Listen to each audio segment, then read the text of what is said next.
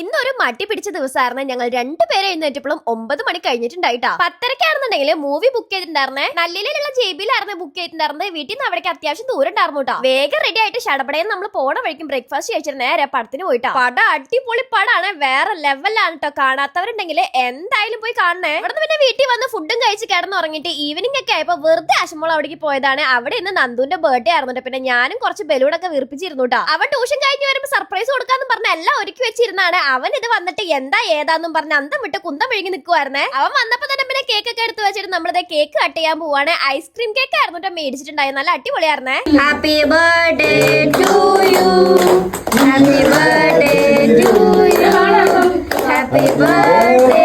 അങ്ങനെ cake cut ചെയ്തിട്ട് എല്ലാവർക്കും കൊടുത്തിട്ടുണ്ടായ. കേക്കിന് നല്ല തണുപ്പായിരുന്നു, കാരണം കേക്ക് അല്ല ഇത് ഐസ്ക്രീം പോലെ ഉണ്ടായിരുന്നേ. ഫസ്റ്റ് ടൈം ആയിരുന്നു ഇങ്ങനത്തെ ഒരു സാധനം ഞാൻ കഴിക്കുന്നത്. ഇനി ഒരു പനിയും കൂടി താങ്ങാനുള്ള ആവശ്യമില്ലാത്ത കാരണം ഞാൻ കുറച്ചേ കഴിച്ചോളൂ. അപ്പൊ അത്രയുള്ളൂ ഗൈസ്, ബൈ.